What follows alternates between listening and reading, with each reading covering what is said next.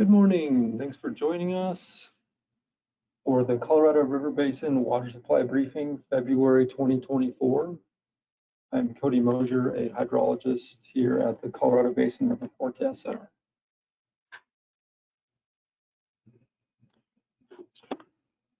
So this morning, we're going to first look at soil moisture conditions heading into the winter and spring runoff season. Take a look at precipitation, both for the previous month, January 2024, as well as the water year to date.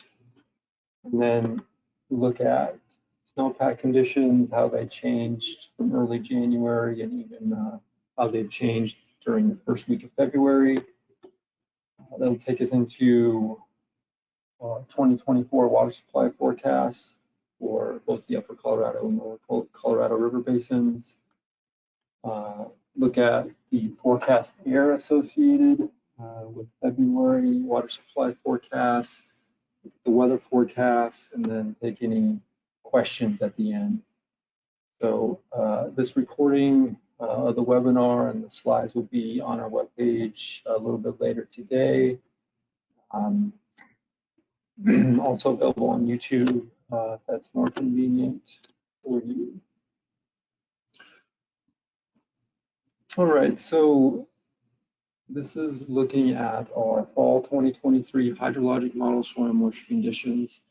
So typically around November 1st, we spend a couple weeks taking a really close look at our hydrologic model soil moisture conditions and making adjustments if necessary.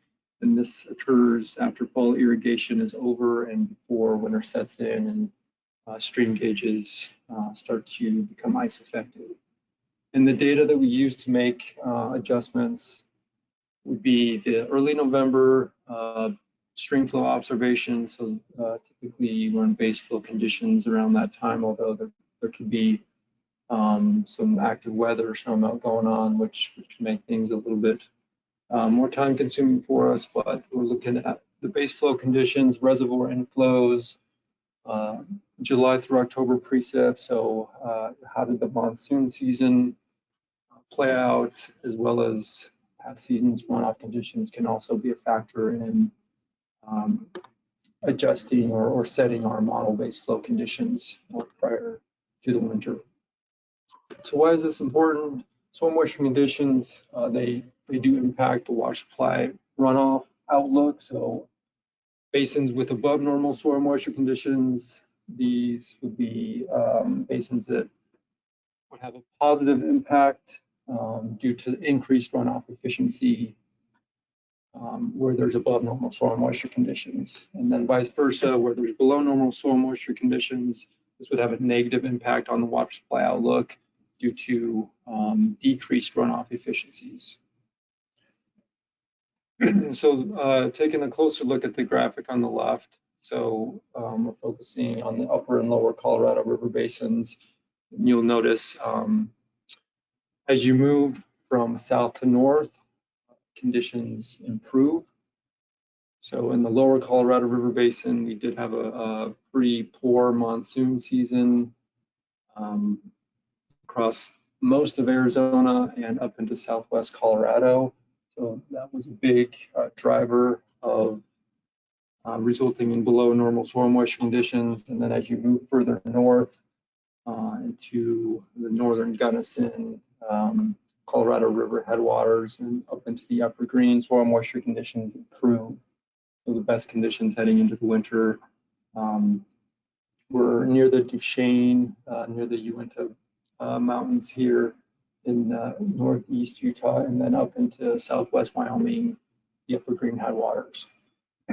So when it comes to the timing and magnitude of spring runoff, it's ultimately a result of the snowpack conditions, spring weather, and the soil moisture conditions.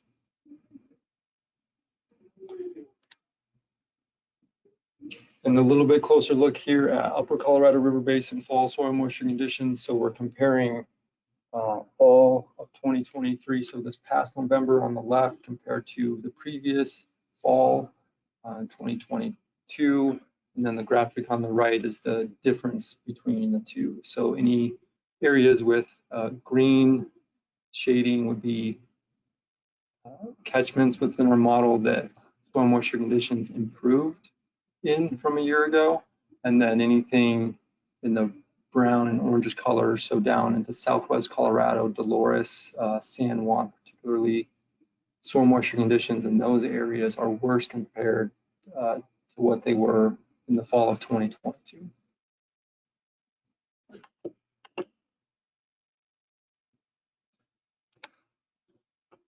Now into January precipitation. We did have quite active weather during January, and that resulted in near to above average monthly precipitation across most high elevation areas across the Colorado River Basin. So the graphic on the left, this is showing the monthly precipitation as a percent of average for all catchments in our model. And then the graphic in the middle would be it's trimmed to those highest elevation areas that contribute most to spring runoff. So kind of dials you in on the most important areas when it comes to those higher elevation areas that contribute a significant amount to spring runoff volumes. And you'll notice it was a pretty good January across many areas, especially Gunnison along the Continental Divide up into the Colorado River headwaters, as well as central Utah, this Price, San Rafael, Dirty Devil area. And January precipitation wasn't quite as good in the far northern part of the basin, so the Upper Green headwaters. This would be above Fontenelle, and then again, southwest Colorado, Dolores, San Juan didn't get quite as much precipitation in January. You can see that the table on the right here is a summary showing January precipitation as a percent of average in the middle column. So above Lake Powell, about 120% of that 1991 through 2020 average. Most areas, 100 to 125% of average. And then again, far southwest Colorado and the Upper Green closer to 100% of normal there. In the lower Colorado River Basin, it didn't get quite as much as some of the other areas, generally ranged around 80 to about 110% of normal January precipitation. Now looking at water year 2024 precipitation as a whole, again, the graphic on the left, all model catchments in our hydrologic model, and then the middle graphic is those areas that, those major contributing areas to spring runoff. So water year 2024 started off quite dry the first 3 months, October, November, December. We did have a pretty good January, as we saw the last slide. And then the same table on the right here, this is focusing on the last column. So the first 4 months, October through January, water year 2024. Closer to normal than where we were sitting a month ago, but still generally below normal across the Colorado River Basin for water year 2024 precipitation. Now into snowpack conditions. So on the left, a graphic showing February 1st snowwater equivalent conditions across our forecast domain. The squares on this graphic are NRCS SNOWTEL stations. And then the shaded areas would be those hydrologic model significant areas. And we're looking at SWIG as a percent of median here. So you'll notice it kind of follows both January precipitation and water year precipitation with better conditions across west central and northwest Colorado, so Gunnison, Colorado headwaters, White Yampa, and the conditions aren't quite as good in the Upper Green or far southwest Colorado. And you'll see in the table in the middle here where we were sitting on January 1st, as well as February 1st, and the change between the two dates. So you'll notice positive numbers in the change column. So February 1st sweet conditions better than January 1st sweet conditions, but still remaining below normal as of February 1st. Generally 65 to 95% of normal across the upper Colorado River Basin, and 40 to 75% of normal for that February 1st sweet range across the lower Colorado River Basin.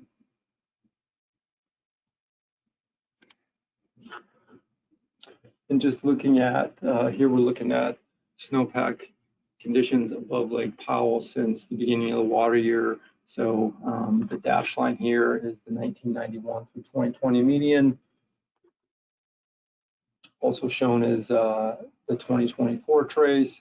So you'll notice pretty easy to see we've been below normal pretty much all water year.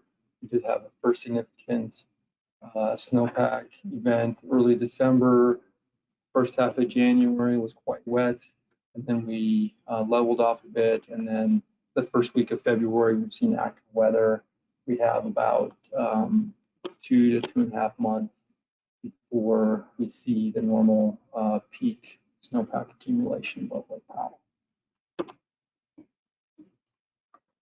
A little bit more about early February active weather. So the graphics here, they're showing daily. So these are 24-hour precipitation totals covering the first week or so of February. So pretty active weather at the beginning of the month, and then the 7th here. So this is from this morning. So this is the precipitation that occurred over the past 24 hours, and some pretty heavy amounts down in Arizona up into southern Utah.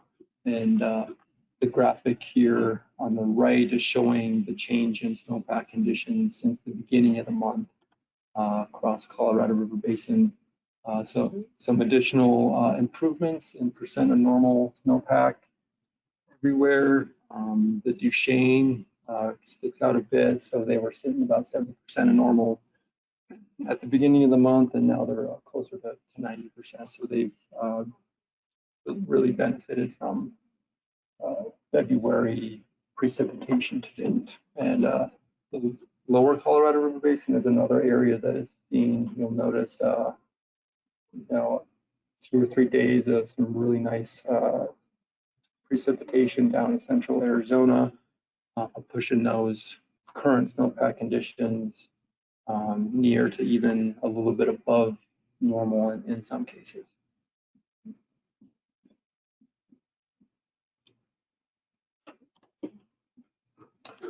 All right, so now looking, this is an overview of our February 1st Upper Colorado River Basin water supply forecast. So graphic on the left, this is again Upper Colorado. These are our February 1st water supply forecast as a percent of average.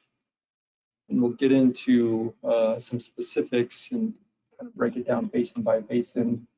This is more of an overview. You can get a sense of spatially how things look. And again, it pretty much matches what we've seen precipitation this water year with a little bit better conditions across the western northwest part of Colorado, and not quite as good water supply outlook in the upper green or southwest Colorado. Again, forecasts are more favorable in those areas that have better soil moisture conditions and better snowpack conditions. And we have seen improvements in the water supply outlook from a month ago due to above average January precipitation, and then some values in the table here. So just a select number of points here for a summary. Lake Powell, February 1st forecast, 4,700,000 acre feet, or 4.7 million acre feet, which is 74% of that 1991 through 2020 average.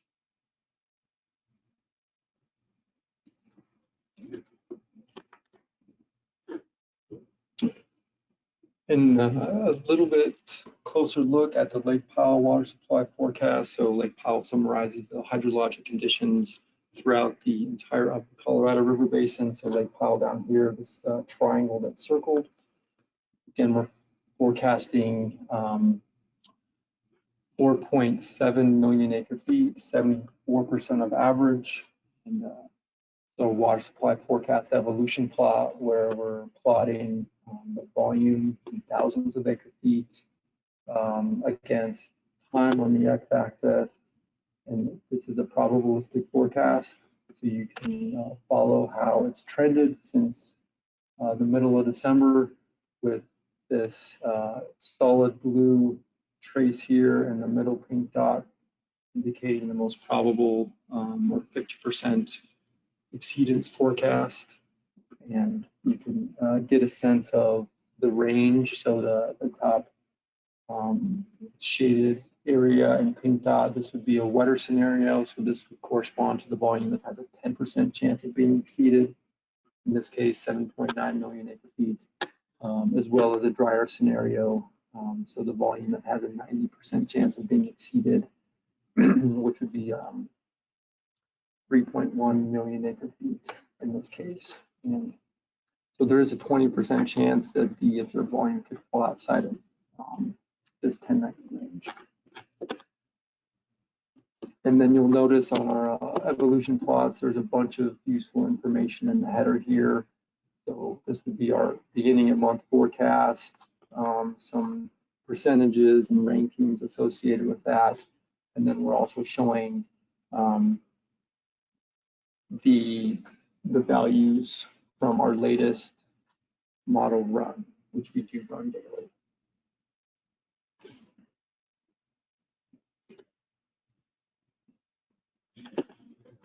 All right, now into some more specifics within the Upper Colorado River Basin. So here we're looking at the upper green. This is covers the Wind River Range, Wyoming Range, North Slope of the Uintas, and we're focusing in here. Well, before that, the graphic here. So the triangles, those are locations where we provide a water supply forecast for. These shaded areas are those catchments or areas in our model that contribute most to the spring runoff volumes. So those shaded areas are showing where our model snow was sitting at on February 1st as a percent of normal. So again, this area has seen less precipitation than some others in the Upper Colorado River Basin. So some reds and oranges indicating 50 to 90% snowpack conditions on February 1st. So the water supply forecast evolution plot for Flaming Gorge Reservoir, that's circled here on the map. February 1st forecast is 680,000 acre feet, which is 70% of average. And you'll notice this dot here, this would be the volume that has a 30% chance of being exceeded. So we can take away that there's about a 30% chance of seeing average April through July runoff for this location. And then showing the graphic on the bottom right, this is showing snowtail. So this would be 18 snowtail sites above Flaming Gorge. We're showing in blue the 2024 snowpack evolution compared to last year, as well as the dashed line is the 91 through 20 median. So again, this area been below normal pretty much all water year, sitting around 54% on January 1st, and we have seen some recent gains due to the precip in January as well as early February, currently sitting about 83% normal. Now moving south into the White Yampa River Basin. So similar arrangement here with the slide. We're focusing in on the Yampa Deer Lodge Park. For this slide, February 1st forecast, 92% of average, 1.1 million acre feet. And then the snow here, 74% of normal January 1st, now right around 96% of normal. So nice improvement in snowpack conditions there as well. Into the Colorado River headwaters, highly variable snowpack conditions in this area. You'll notice, the cyanish colors, 110 to 130%, all the way down to 50 to 70% in some cases. So snowpack looking better above Kremling, and say compared to the Eagle or the Roaring Fork, a little bit further south. Looking at the Colorado River Cameo water supply forecast, 88% of average, which is 2,000 calf. And you can see how that 2,000 calf number stacks up against observations from the past several years. So that would be more than a little bit more than 2020 and 2022, and about 2/3 of what we saw last year. Snowpack conditions above Cameo, sitting right around 95% level as of yesterday. Continuing south across western Colorado into Gunnison River Basin. So the forecast range here is 55 to 90% of average. So you can see the snowpack conditions here above Blue Mesa. That's the area that's doing the best within the Gunnison. So that high elevation areas along the Continental Divide above Blue Mesa are doing better than, say, the border with the Crystal River or down far southwest into the San Juan range. So the Blue Mesa February 1st forecast, 560,000 feet, which is 88% of average. And current snowpack, pretty similar to what we've been seeing everywhere else due to the wet first half of January and early February, sitting right around normal for these 5 snowtail locations above Blue Mesa. Now we're getting into the Dolores River Basin, some of those areas, again, far southwest Colorado, that the water supply conditions are fairly poor. February 1st forecast, 65% of average, 167,000 acre feet. And again, some improvements since the 1st of January here, sitting right around normal for these few snowtail sites above the reservoir. And lastly is the San Juan River Basin with a focus on Navajo Reservoir. So our February 1st forecast, just 61% of average, and poor soil moisture conditions, poor snowpack conditions as of February 1st, driving that forecast lower with current snowpack conditions the least favorable across western Colorado at 78% of normal.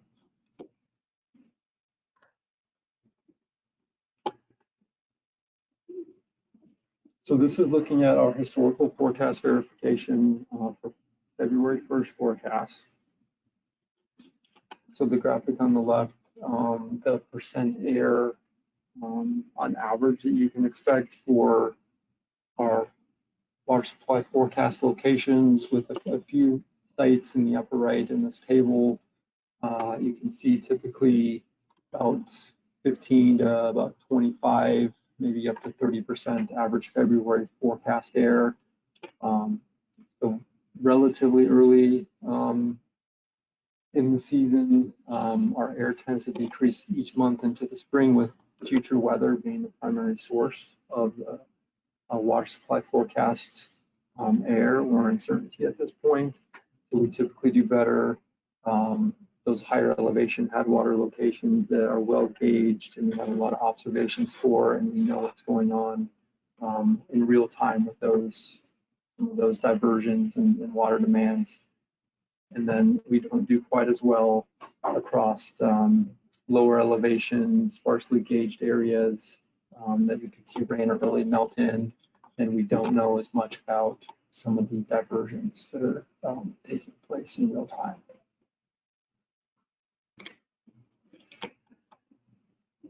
All right, and then before getting into our lower Colorado River Basin water supply forecast, just look at the ENSO, or El Nino Southern Oscillation Status.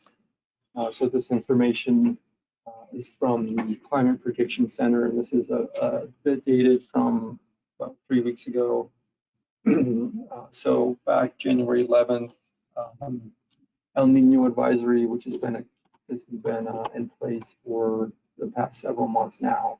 So El Nino is expected to continue through this winter, and what that means typically is increased chances of wetter winter weather across Arizona and the lower Colorado River Basin, as you can see in this graphic here. Elsewhere across our forecast area, there's not much of a signal when it comes to ENSO status and winter weather. And then getting out a little bit further for these ENSO forecasts, you can see El Nino expected through the winter, and then a transition to ENSO neutral as we get into the April through June period. You can see the models that go into predicting the ENSO, and they're trending downwards towards neutral, and then even looks like maybe some chances for a La Nina later on.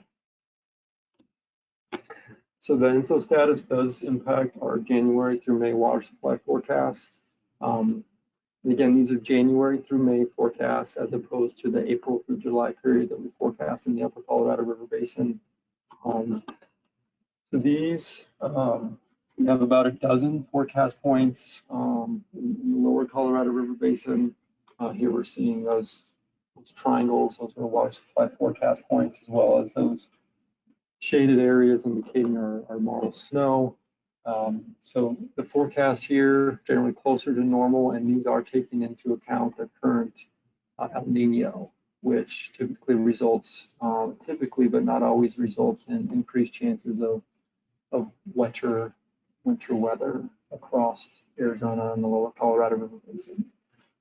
So you can see as a percent of medians, how we typically look at these lower basin forecasts, ranging about 70 to 140% of that median value.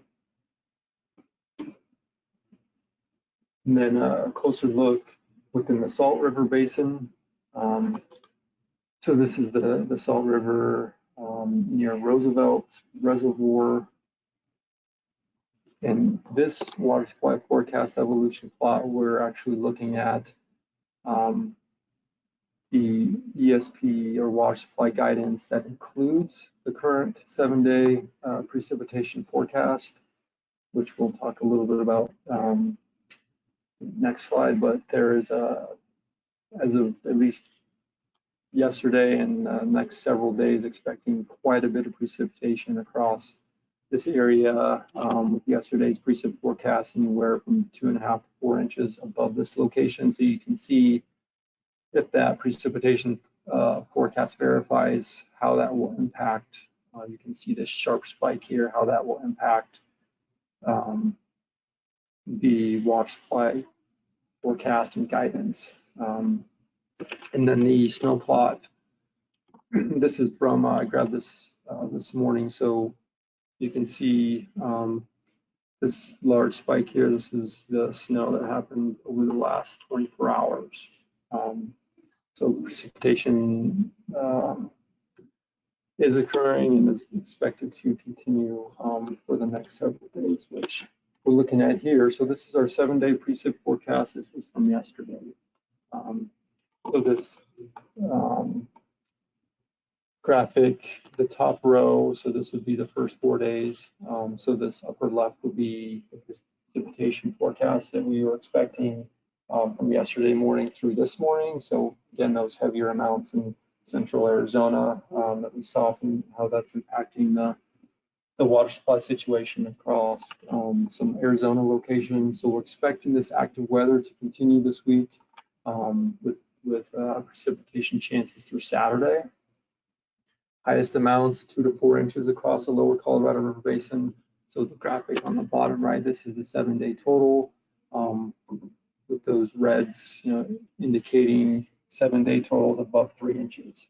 And so those areas include central Arizona, southwest Utah, as well as San Juan Range. So Dolores, San Juan Basin, 1 to 2 inches across the upper Colorado River Basin, 2 to 3 inches possible for higher terrain. Again, this is yesterday's forecast. So we're kind of near the kind of beginning of the string of days with some heavier precip across some of those areas. In those areas, we'll say some of those areas haven't been doing quite as well. So it's nice to see the setup. Hopefully those basins can catch up a bit compared to some of the other areas that have seen more precipitation. That the exception, the upper green does look like it's not going to see quite as much, so they may continue to lag behind there. The upper green waters. And then a little bit further out, this is the 8 to 14 day, so February 14th through 20th. These graphics, probabilistic graphics. So on the left, this would be the probability of seeing above or below normal precipitation during that February 14th through 20th period. And so greens indicating increased chances of above average precip during that period, except again, northern Utah and southwest Wyoming, a little bit drier conditions expected there on route 2. And then temperatures pretty much everywhere. The forecasts calling for increased chances of below average temperatures across our forecasts. Here we go. So in summary, compared to a month ago, we've seen improved water supply conditions due to a pretty good January. Most high elevation areas saw above average January precipitation. In the upper Colorado River Basin, as a summary, soil moisture, those northern basins doing a little bit better than they were a year ago and sitting near above average. Southern basins, so Dolores, San Juan, maybe up into Basin a bit below average soil moisture conditions heading into the spring runoff. And those are worse than they were a year ago. Relatively current SWE, 75 to 105% of average, with some pretty good improvements during the first week of February. And our February 1st forecast ranging anywhere from 50 to 115% of normal. Lower Colorado River Basin, soil moisture conditions below normal and worse than they were a year ago. And some recent improvements in SWE ranging anywhere from 60 to 130%. And those January through May volume forecasts, which take into account the current El Nino, sitting 70 to 140% of normal. So active weather expected to continue through Saturday or so, with again El Nino conditions.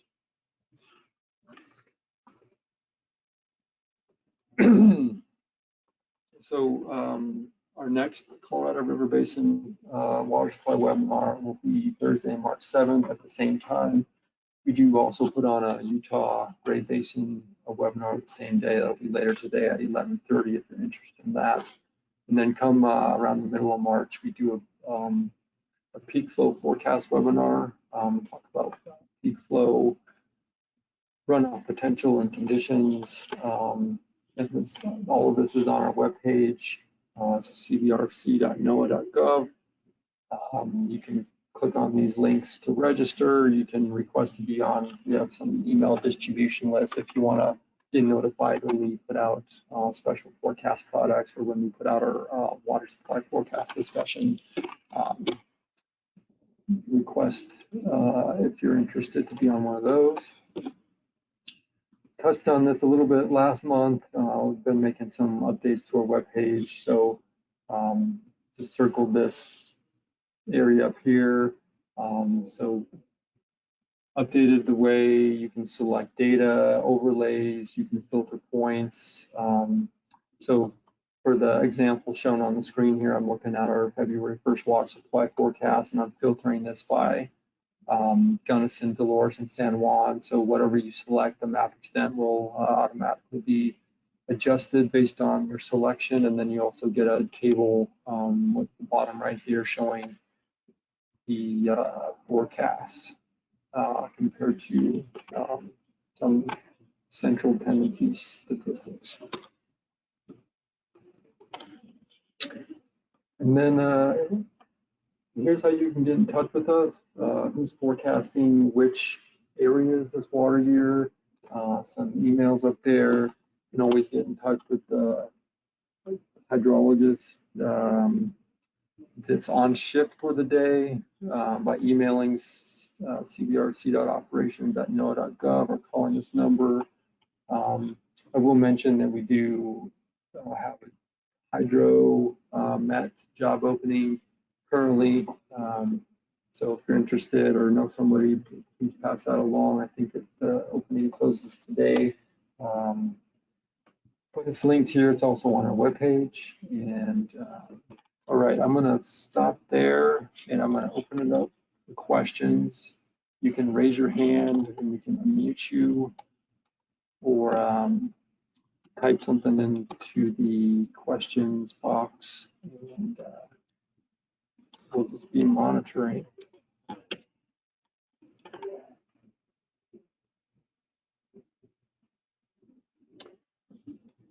All right, I'm seeing Eric Sprague's hand is raised. Eric, I'm going to go ahead and unmute you. You should be unmuted, Eric. Okay, can you hear me? Cody?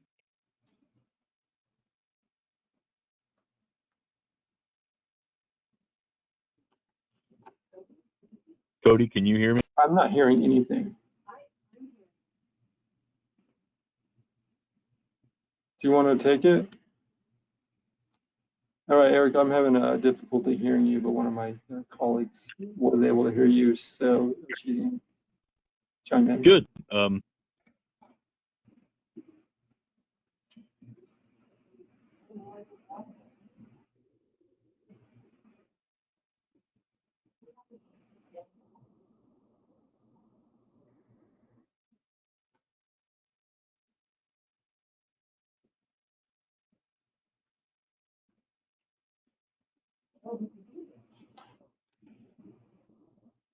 All right, Eric, we'll try it again. Okay, it says I'm unmuted now. Technical difficulties. All right, if someone can hear me, let me know. I'm happy to call if I have to. No, go ahead. Okay. So here in Southwest Colorado, something that I've been hearing a lot about and seeing myself is that the moisture that's been coming in, the storms we've been experiencing for the last 2 weeks really, are very warm. Like it's the moisture we wanted, but because it's coming in warm, we're seeing more rain than snow. And that's mostly at below the high elevations where we're, looking at the snowpack. But down lower, it's just been enough to raise questions. I'm just curious about what sorts of effects that can have. I'm curious about how the model would handle that sort of thing. And honestly, I'm just trying to learn as much as I can about the warmer storms.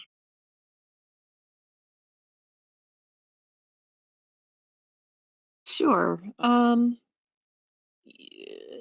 So the model's handling it. It does see that it's raining at those lower elevations versus the higher elevations.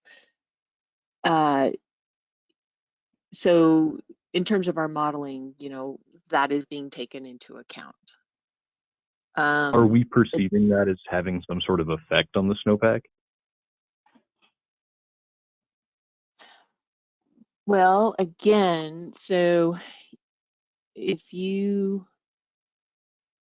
think on our webpage, you can see our model snow for all areas, not just those, what we call those major contributing areas.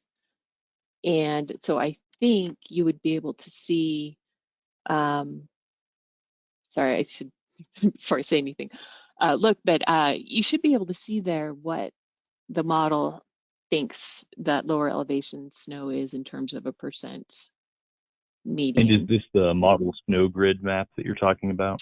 Yes, yes.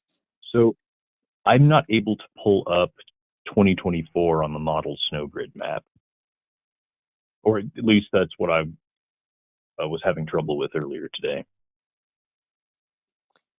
That's so as an overlay,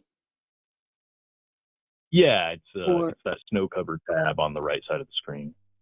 okay. Let me see. As I said, we have been making a lot of changes, but I think so. If you have their snow conditions tab open and you go to grid and then click modeled snow, what modeled SWE, and it won't have. So the problem, you might have to go back a day if we haven't completed today's run. And so like I've just done this and I can pull up yesterday's modeled grids. Got it. And I'm following along, and I'm able to pull that up too. I can see now. So Okay. it's under the snow conditions tab. I was actually checking the snow cover tab Snow at the bottom, and that seems to be that. Okay, so that is satellite information, and we are not receiving that this year. understood. So, okay.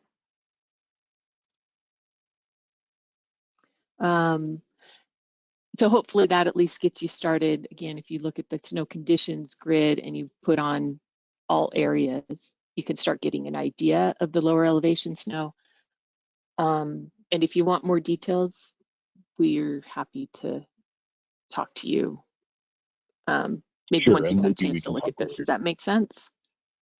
It does. Thank you, Ashley. This is Brenda, actually, but that's okay. Sorry, I didn't introduce thank myself. you, Brenda. All right. My mistake. No worries. Appreciate it. Mm-hmm.